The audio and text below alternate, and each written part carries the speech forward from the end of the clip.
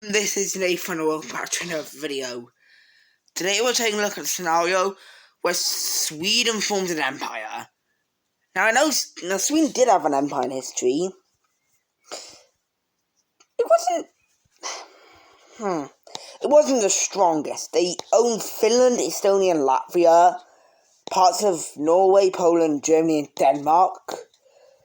I think the Swedish Empire fell when the Russians invaded and took over Finland. So, what if Sweden would decide to scrap all the neutrality? Well, they have done that. What if Sweden would to scrap all that and just go full-on expansionist? This could be a bit of a hard one, because Sweden is basically surrounded by allies. They are going to even be surrounded more by allies when they join NATO. If that will ever happen, Turkey or Hungary. I think Hungary might be accepting it. Hungary should be accepting it. I don't know what's going on with Hungary. I know Turkey's got a reason to with, like, Kurds or something. Anyway, Sweden will be buffed. NATO, the UN and the EU and any other big alliance is going to be disbanded. So, yeah, every country's for themselves. So, anyway, Sweden's first target as an empire is going to be invading Norway. Okay, it's going to be invading Norway.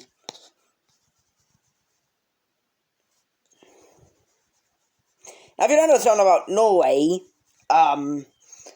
it's literally a mountain. Like, I know most of the Nordic countries are mountains, but Norway's literally a mountain.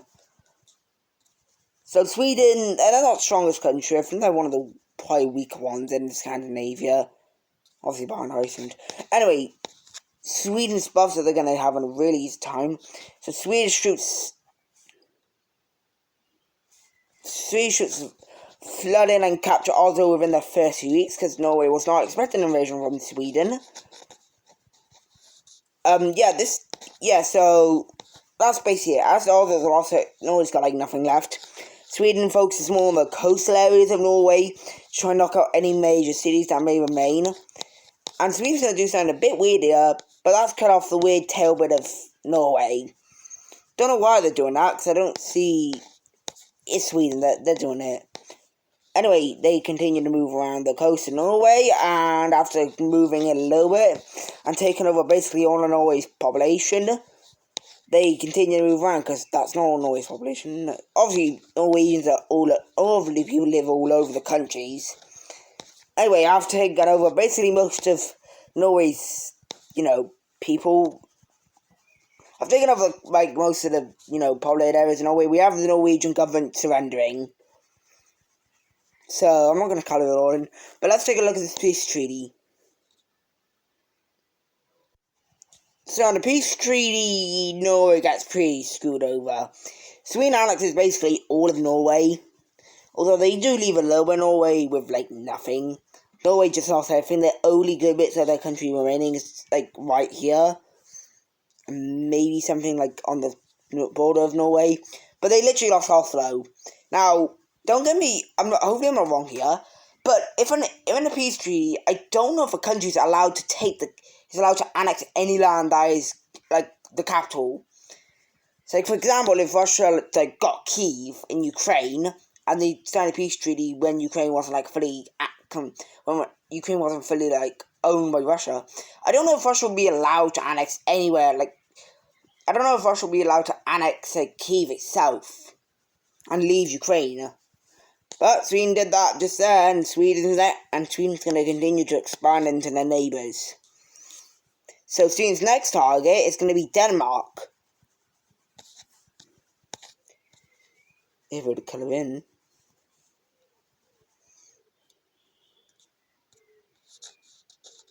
So, Denmark. Where do I start here? Denmark had an empire, and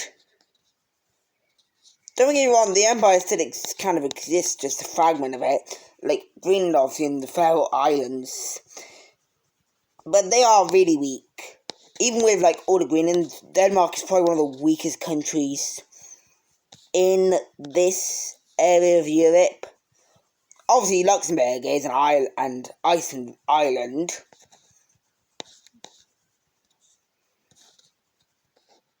Anyway, Sweden's gonna have a bit of a field day. They literally just take Copenhagen like no problem. They take this island here, and they begin an invasion onto the Denmark peninsula. And not even like a few weeks, Denmark is captured. Yeah, that was kind of easy, Sweden said. Anyway, let's take a look at this peace treaty. And the reason of it, Sweden's just going to fully annex Denmark. So now Sweden has invaded its weakest neighbours, and yeah, they look to continue to expand, although Sweden's kind of surrounded now. Norway, they're in a peace treaty with Norway. Also, I don't do this. Wait, what am I doing? Oh god, I painted the ocean red. I painted the ocean red. I know I don't do this much, but I'm just going to sink Svalbard. We don't even need it anyway. It's just an ice cell at this point. Anyway, Sweden has now taken over two of its weakest neighbours. Now, obviously, they could go after Norway and just destroy that peace treaty, but I don't think Europe would be really like that. They bought Germany, which, you could invade Germany, but Germany's got one of the biggest defences in the world.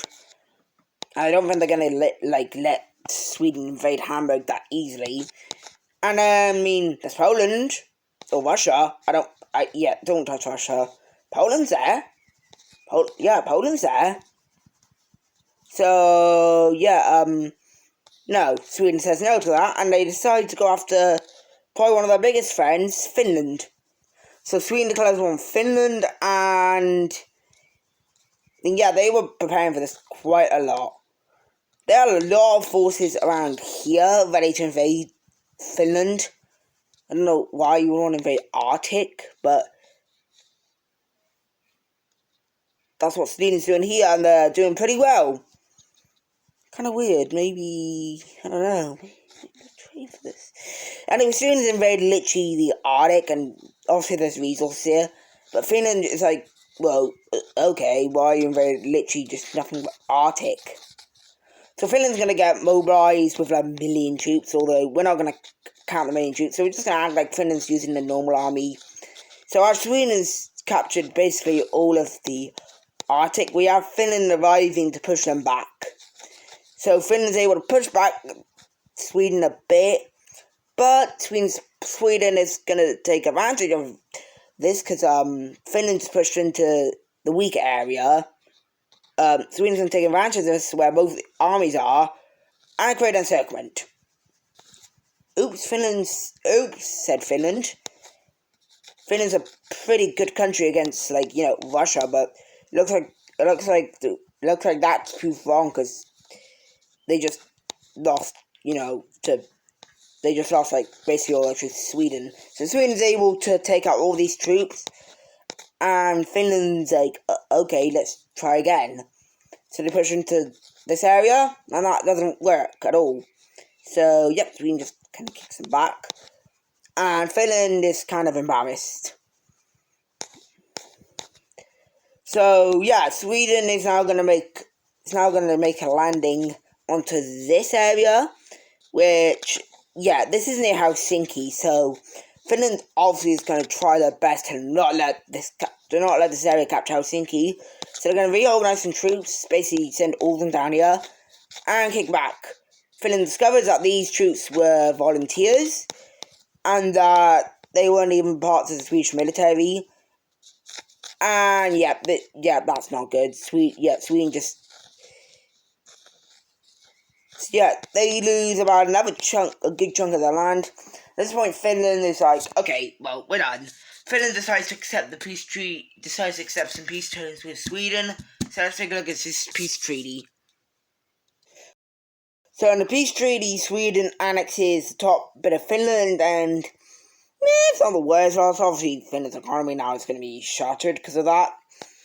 But Sweden now has got a pretty sizable empire, but they want to keep expanding. So Sweden now decides to go over to Norway and say, hey, we're going to declare war on you again. And Norway's like, okay. So, Sweden decides to declare war on Norway once again. And everyone's kind of confused why Sweden's done this, because there's no need to invade this, so this is just basically mounts at this point. So, yep, Sweden's now going to invade Norway again. And this time, Norway's just not going to do anything. They're just going to allow it. So, yeah. This is going to take Sweden a very long time because these are mountains. But just to speed it up, realize that Norway has no chance here. So, Norway is all captured after, like, over, basically, I think, I'd say 7 months of fighting. So, yeah, Norway's completely captured, and Sweden just wasted basically a lot of stuff for that. Let's take a look at this. So, the peace treaty, Sweden annexes all of Norway. And, yep, Sweden is now pretty sizable empire, nowhere near the size of, Russia or something. But Sweden's final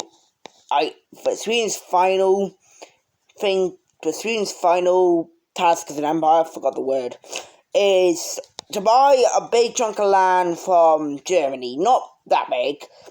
This is going to be a lot of money though, so they said to Germany, we don't want to invade you, and Germany was like, okay, so why are you saying this? Sweden said, we want to buy land. You might be wondering what the land is. Well, Sweden buys this big chunk of land from Germany right here. Now, this is also going to be really expensive, because this is right by where Berlin is, and this probably costs near, 500 million, I would say. But Sweden buys it anyway, and now they own this low exclave, which I don't think they really mind, because Sweden can just, send stuff to it. Germany, in relation for this, Sweden's going to be sending, Sweden's now made an agreement with Germany to not invade them. But you might be wondering, why did Sweden buy this chunk of land from Germany? Well, they bought it to declare war on Poland. Because, yeah, it looks like Sweden wants to get as much access to the Baltic Sea as possible.